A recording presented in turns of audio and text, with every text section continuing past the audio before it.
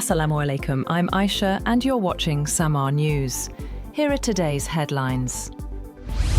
US Secretary of State Marco Rubio has reassured European allies on the second day of the Munich Security Conference that Washington remains committed to the transatlantic partnership. Meanwhile, Chinese Foreign Minister Wang Yi called for pragmatic cooperation with the United States and warned against attempts to separate Taiwan from China.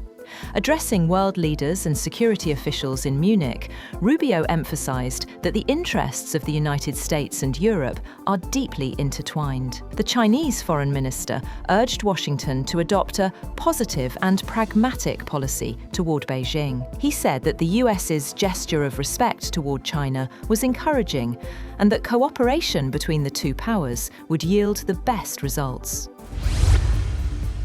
US Secretary of State Marco Rubio has described the United States as the child of Europe in a message of unity while also delivering pointed criticism to allies. Speaking at the Munich Security Conference, Rubio sought to reassure European partners after a year of turbulence in transatlantic relations. His remarks come as European powers attempt to project greater independence and strength while working to preserve their alliance with the United States under President Donald Trump. Iranian opposition figure Reza Pahlavi has called for US military intervention in Iran, saying it could save lives and accelerate political change. In an interview with Reuters, the exiled son of Iran's last Shah urged President Donald Trump's administration not to spend too much time negotiating with Tehran over a nuclear deal. Pahlavi said there are signs the Iranian government is on the brink of collapse and argued that outside pressure could further weaken it. On the other hand, British Prime Minister Keir Starmer has stressed the need to build hard power and be ready to fight if necessary, speaking at the Munich Security Conference. He said the road ahead is straight and it is clear Europe must build its hard power because that is the currency of the age. He went on to say that the countries must be able to deter aggression and, if necessary, be ready to fight, to do whatever it takes to protect their people, values, and way of life. Ukrainian President Volodymyr Zelensky says he hopes next week's US-brokered peace talks in Geneva will be serious and substantive. Speaking at the Munich Security Conference, Zelensky said Ukraine wants meaningful progress from the trilateral meetings. However, he voiced concern that Ukraine is being asked too often to make concessions, adding that at times it feels as though the sides are discussing entirely different issues.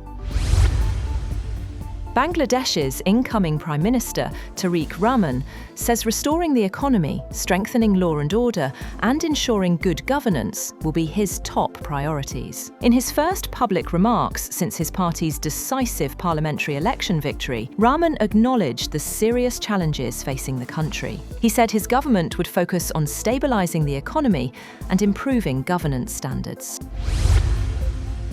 Furthermore, European Commission President Ursula von der Leyen has said at the conference that the European Union should bring to life a mutual defence pact anchored in its founding treaty. She said mutual defence is not an optional task for the European Union. It is an obligation within its own treaty. She added that it is their collective commitment to stand by each other in case of aggression, or, in simple terms, one for all and all for one.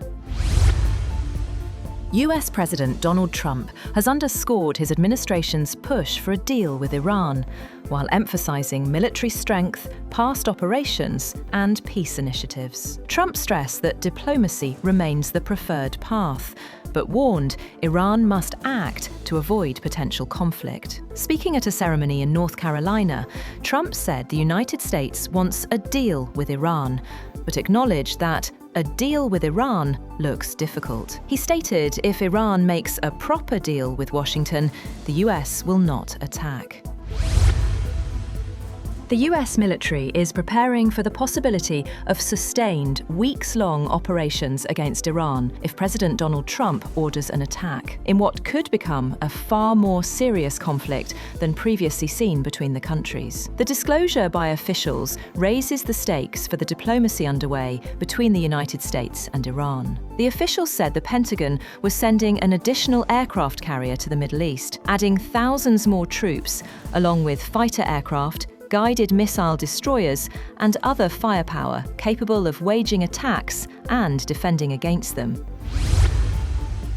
Meanwhile, US President Donald Trump has embraced potential regime change in Iran and declared that tremendous power will soon be in the Middle East, as the Pentagon sent a second aircraft carrier to the region. Asked if he wanted regime change in Iran, Trump responded that it seems like that would be the best thing that could happen. He declined to share who he wanted to take over Iran, but said there are people. Trump has threatened strikes on Iran if no agreement is reached, while Tehran has vowed to retaliate.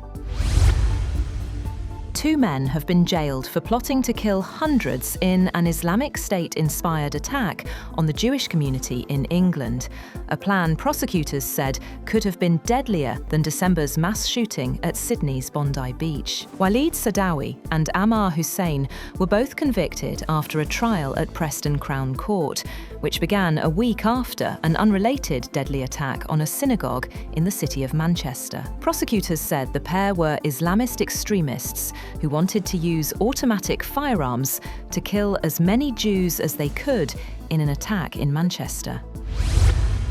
That's all for now. For more updates, visit www.samaa.tv. Thank you for watching Samaa News.